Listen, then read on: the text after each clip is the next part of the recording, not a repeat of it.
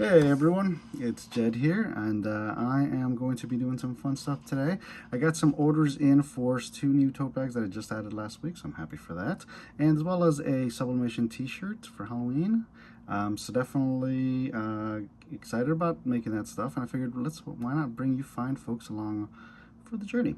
I will be making the shirts, and I'll walk you through the process, and hopefully at the end of it, you guys will have learned something new, or you'll enjoy the shirts. So thanks for coming on this great journey, and let's go ahead and start. Now we're going to go ahead and start with the vinyl. We're going to load it into the Cricut and have it cut, and then after that we're going to start weeding. So here you go, enjoy the vinyl cutting.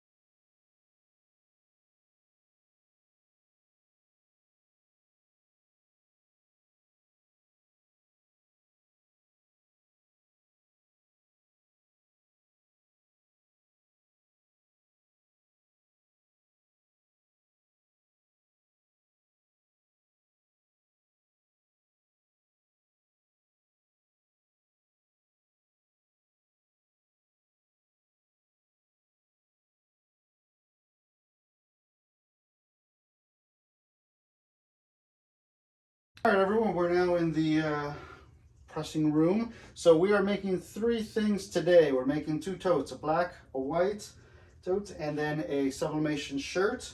These are the vinyls that we weeded earlier, and this was printed off camera. It's the sublimation that's going to go on the shirt itself. I gotta cut that a little bit so that it fits a little bit better. But the first step we're going to do is we're going to go ahead and start the heat press, and we'll have it set.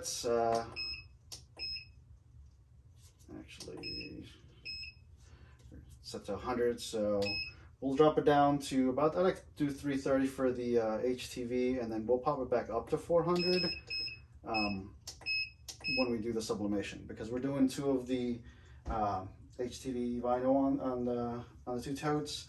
It's just easier to just do them, the lower temperature and then go up, as opposed to having to wait for it to go up and then do it and then wait for it to go back down. So that's going to be fun time. So the first thing we are going to do is we are going to actually grab something off camera. We're going to grab our lint roller and then just pretty much run it on everything that we're going to do. We're going to do it on this shirt, or the tote bag. We're going to do it on the shirt, and then we'll actually do it once I heat up the tote. I will also run it again, and that's because we want to make sure that there is nothing between the item that's the sublimation page, or the HTV, and the shirt itself, or the tote itself. We want to make it just nice and clean, because if there's hair or something, then it sublimates onto it, or it does the HTV onto it, latches onto it, and that doesn't look good. We want to make sure that it attaches as best as possible. So I actually have several of these all over the area. So yeah, so we're going to go ahead and wait for this thing to heat up, and I'll pause it right here, and then we'll rejoin once it's ready to go. Okay, so we are ready. It's hit the mark for what temperature it needs. So the first thing we're going to do, like I said, is we're going to pull this out a little bit. We're going to press the first one with no actual HTV. It's how we can smooth out all the wrinkles. We're gonna run again. Make sure we don't put anything on it, so there's nothing between the actual material and the HTV. So I'm gonna put that in. Now this is just to heat up the material so that the HTV can actually adhere a little bit better. It's not a big deal. Usually goes about 5 to 10 seconds, which is about now. You are essentially, as you can see now, it's nice and smooth. And then we will try to find out where the center point is. A good tip is to find out where the center point of your design is you fold it over, the non-sticky part to the non-sticky part, and then you find out more or less where the lettering lines up, like where it ends and on both sides, and then just kind of squeeze it there. And it gives you like a little bit of, I don't know if you can actually tell, it gives you like a little bit of an indent on the top and the bottom. And then, you know, we're just gonna press this on with your hand. We're not actually gonna run this. There's some random little bit of fluff on the inside, on the sticky part of the HTV. So the heat will also help it adhere a little bit better. So, you know, pretty much you're eyeballing it. Like right now I can just tell it's a little bit heavier on the left, so we're going to drop it down just a scotch. As you spend more time doing it, you'll get a little bit better at this whole thing. And being able to eyeball it, there's a lot of different tools out there that also will help you with lining everything up. I don't have any of those tools. Yeah. And that looks pretty good. What do you guys think? I think that looks pretty good. All right. So now we're going to make sure this is lined up and that there is, you know, everything is nice and flat. There's nothing underneath. And for the, you generally want to put a piece of Teflon paper or some type of silicone mat or whatever, so that it helps the heat not melt whatever material you're doing, as well as, you know, not melt the HTV. I bought this silicone Teflon, whatever material is, you buy like a pack of them or whatever, and I cut it down to size. Bought really strong magnets, and it is just magneted on. If you watch a lot of videos, people who do a lot of shirt press and stuff, they have something similar. They still have like the traditional machine. All right, so we're going to hit that button, and now we're going to give it about 30 seconds. And while that is going, I'm going to multitask, and because that was the wrong one. There we go. I'm like, why isn't that not coming off? I am good at this whole thing. All right, now it's very important when you're, you know, before you get to the point where I just hit, you make sure you are putting the correct HTV on the correct color. Sometimes, especially if you run a design on more than one color base, you know, that's something you definitely want to do, because you don't want to get the wrong color and then it's a waste of the material. All right, so now we're going to pull this out. Now this is the Sizer HTV, and so it is a hot peel. And there we go. And that is our very first tote bag done. And it is ready to go, so I'm going to put it over here. We'll package it up after we press everything up. So now the next step is going to be the black. So just like last time, I'm going to go ahead and pause here, and we'll do this in a fast speed so you guys don't have to sit here and watch me go through all this fun stuff. So be back in a normal speed and after this.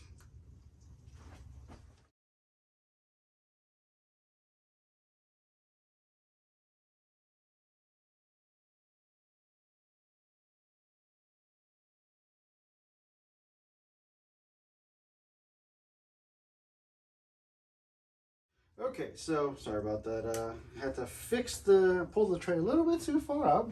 So this is the look. Looks pretty good. I like it. I think it's pretty good. So again, we'll put this one over here as well, and we'll go ahead and set the temperature to 400 degrees so that we can start getting it ready.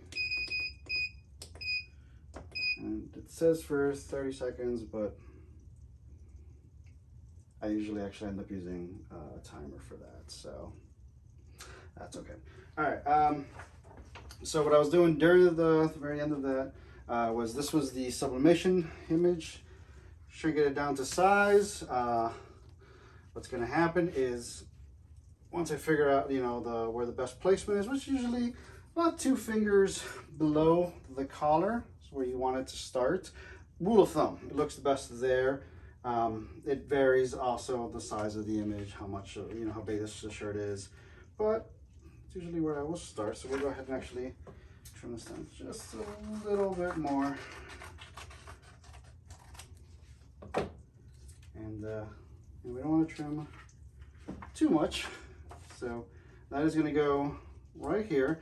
We're going to heat it up first, and then we are going to actually, once it's heated up, we'll find out where the actual shirt middle is, which I'm pretty sure I got it. You can use it, you can line it up with the tag, or you can fold the shirt in half and heat press it after you've heat pressed it the first time, and it'll give a little crease, and you can do that. You can also just eyeball it. A little bit of experience helps with that. Sometimes I'm good at eyeballing it. Sometimes if it's a design I've done often enough, I know where it's got to go, and so it gives me an idea of where it's got, what it's got to look like, where it's got to go. And so once that's done, we're going to use our heat tape to tape it down so that it does not come apart. And then I'm going to use a piece of this butcher's tape on top of the sublimation sheet. I'm actually going to put one underneath as well, because when you press the sublimation, if you don't cover this with butcher paper and underneath the ink, when it heats up and starts bonding with the shirt, it can come up and it can get stuck on your Teflon cover there, and then you go to press something else and it'll mess up that sublimation. And you don't want it to bleed through the bottom for the sublimation as well. So, that's all fun stuff you got to do. And it's important to do that, to pay attention. You don't want to send someone an image like on a shirt that has a separate ghost image on it. That just looks kind of... Okay, so I had to temporarily pause it to go grab my timer. So this is now at 400 degrees. If you hear like a slight clicking noise, it's the heating bed, essentially trying to maintain that temperature but not go over it. So it starts heating up, it clicks off, lets it cool down just a little bit, and then it starts heating up again, and it just repeats it until you either change the temperature and it has to adjust, or until it's done. Okay, so we're going to, this is the first initial press, and we'll do like I said, about 10 seconds for that. While we're waiting on that, 10-15 seconds. You can also leave it for like a whole minute. It won't be a big deal. I'm gonna go off camera for a second. It's not a big deal. You don't want to leave it for too long because it will eventually start burning, but it's got to sublimate for a whole minute anyway. So okay, so now that is nice and heated up. So we're gonna tape it down, and then we'll lift it up and see how I did for the image. Like I said, about a little bit, 2 fingers, good rule of thumb.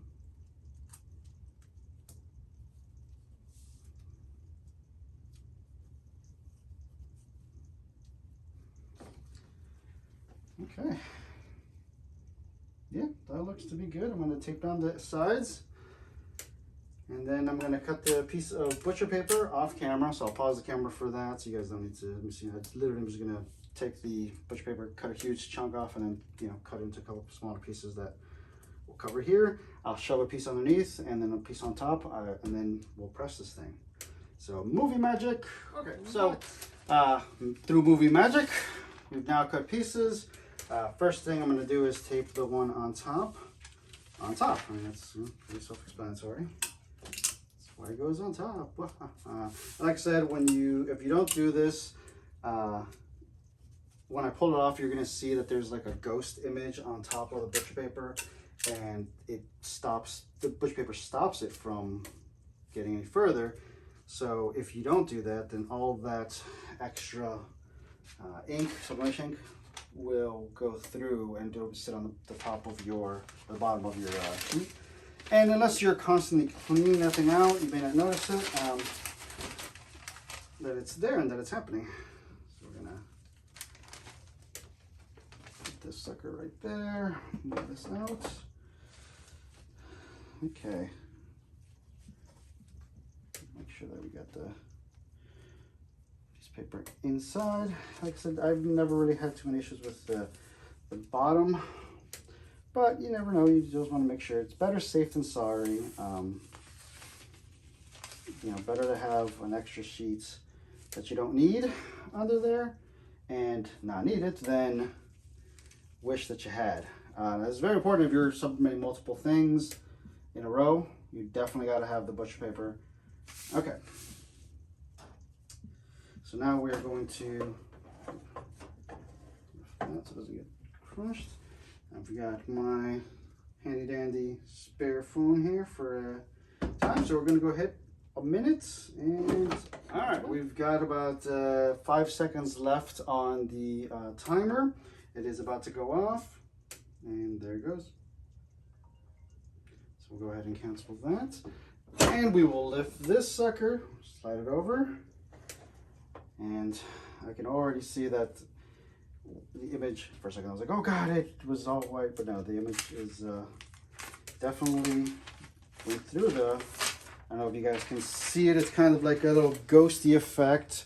It's very hard to see. I don't know if you can or not, but you can kind of see it. I'm looking at it. That is all on here. Like you can see it more on this side. If you didn't put the butcher paper there, it would have gone straight up to the top of the sheet. So now, the fun part is let's see how this sucker turned out. And ooh, look at that. Now the butcher paper on top, garbage. You can't really use it really. Butcher paper on the bottom, it's usually there as just like a really safety measure, but you should always check it before you use it again. And now we've got, it's just a Phase Moon shirt, and that is ready to go. So then, yeah, the next step, if you want, you know, you can just give it a little bit of a press here to get rid of the heat. The lines that the paper left, because it was taped on there, and so I wasn't able to get on there. Just really, you don't have to do this. This is just something I'm doing for this shirt because I noticed it. Usually, don't have that. You know, it's just 5 seconds, and it should just clear off the lines. Like it's ironing the thing, essentially getting out wrinkles. Really, it's just presentation. All right, and there we go. Even better. And that is good to go. And because it's sublimation, it is not coming off. We can get all sorts of colors except for white. And you know, we're going to fold it up here and put it with a pile of stuff.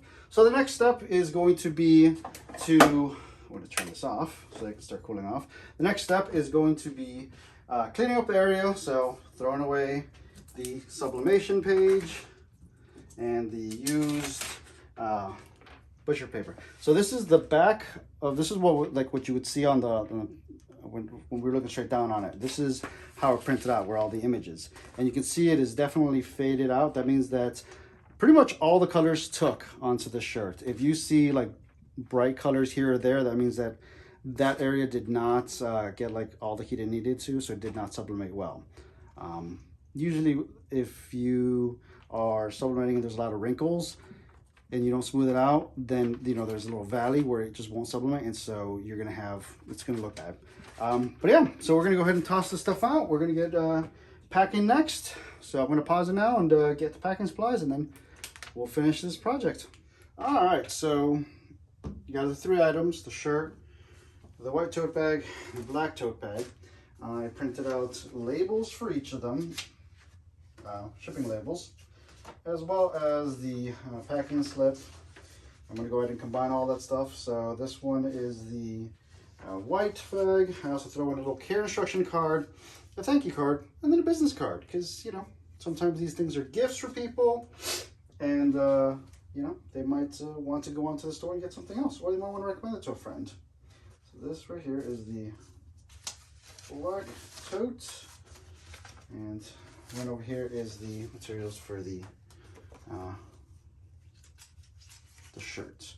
So that everyone's roughly getting about the same stuff. So I've got tissue paper here, so we'll go ahead and wrap everything in a nice little, you know, nice little tissue paper.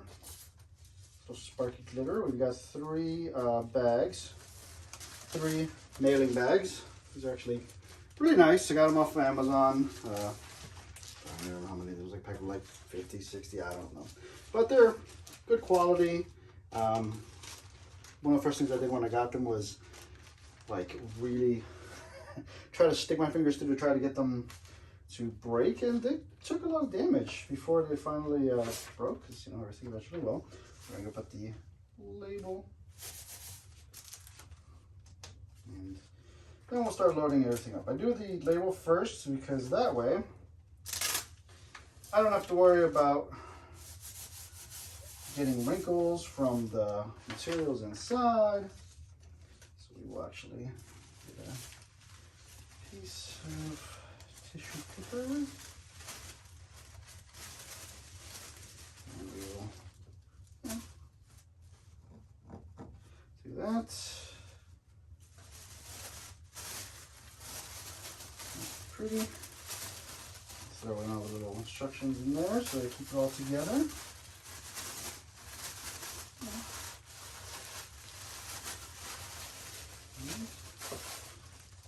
Voila, et voila. Packing slip, and I always make sure double, triple, quadruple check, just because you never know. You don't want to send the wrong person the wrong thing. So this is the black pumpkin tote bag, and then I will double check them all right before I seal them, and then they'll be good to go. So the order form, when I got the mailing slip from, it pretty much sent a email to the buyer saying, hey, your stuff is done.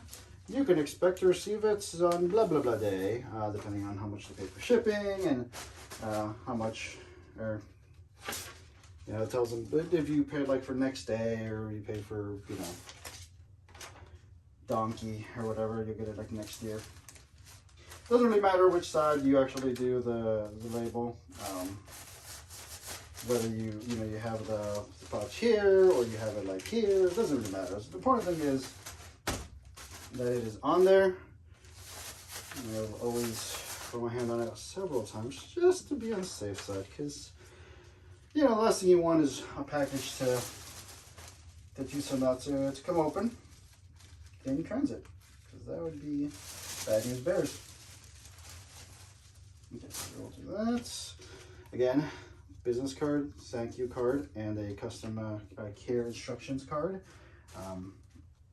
Just because, you know, some people don't know how to wash these things, and you know they are. You want your stuff to last. You got to make sure you take care of it, and that includes washing it with the appropriate temperature and appropriate, you know, whatever. Okay.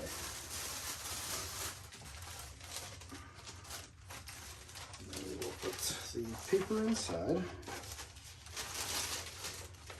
Now, this is the most glamorous part of the job, but it's the fun part, you know. Sometimes if I have, like, I make stickers for a farmer's market every Saturday, and sometimes I have some spare stickers here when I'm not doing the farmer's market. You know, it's during the summer only, so non-summer months. I'll usually grab a couple of random stickers and I will just throw them in to the package, and you know, a nice little thank you for shopping with me. Nice little touch. And you know, it's not mandatory. It's something I like to do. I like to do a little bit of extra. Thank you for shopping. Here's a little gift from me to you. Because right now I've got one farmer's market left, and then there'll probably be like a bowl here of like just stickers that I've made. But okay, so we're gonna drop that here, and again, everyone gets a care card, a thank you card, and a business card, and then myself. Now these bags are actually kind of cool because you can actually fit a lot of items in here. You can fit like 3, 4 shirts, 5 shirts, 6 shirts, or whatever. I think I fit like 7 or 8 in here one time last year when I had a big order go through. So they're pretty cool. They're not that expensive, and yeah, they stand out because of the bright color. So that is it for the orders. You know, I only had 3. You guys clearly need to get to shopping at the store so I can have more. Thank you very much, everyone, for tuning in to see, you know, for hanging out with me and packing this order with me. If you buy anything from my store and you'd like me to make a video of me packing it up, or a TikTok or something like that, please let me know when you order, or send me a message. I appreciate y'all so much. Don't forget, if you liked the video, definitely hit that like and follow and subscribe and all that other fun shenanigans. We are on Facebook, Instagram at JedGearShop, and of course the store is on Etsy, jedgear.com. So thank you very much, everyone, and hopefully I will see y'all at the next one. Take it easy.